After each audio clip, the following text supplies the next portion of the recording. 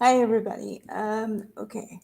So I told you guys that as of December 11th, they were trying to have the defendants were trying to have a appeal hearing for not paying $260 million to Maya Kowalski and her family for everything that happened with J Hatch. Okay.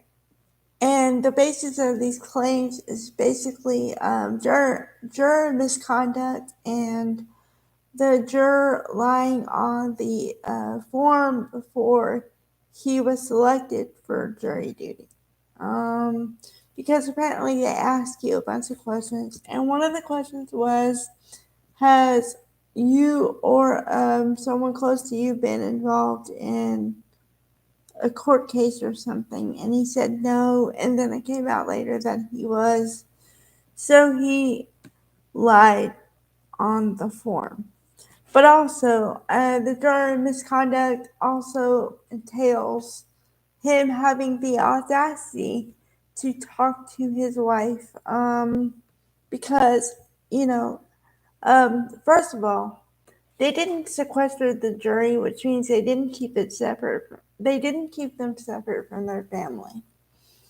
And then because the juror's wife was involved in these streams and stuff and left comments, then they were convinced that the only way she would have known this stuff is that she talked to her husband.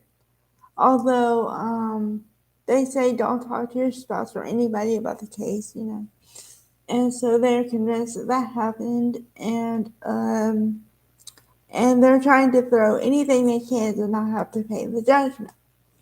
Okay, well, there's some other stuff on for the plaintiff's side because they're alleging that they didn't even, the defendants didn't release some documents that they asked for prior to, before they were going to court, and while they were going to court, they didn't produce a lot of documents. Now, I talked about this, I don't know, last week, a little bit the week before, because it happened, and I said right when it happened, and there was a litany of things they didn't present.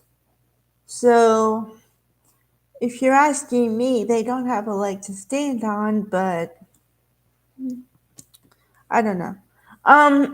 Like I said, this idea of appealing a big judgment is not unheard of. It's just the way they're trying to not pay or not even accept any responsibility for what happened that's getting on my nerves.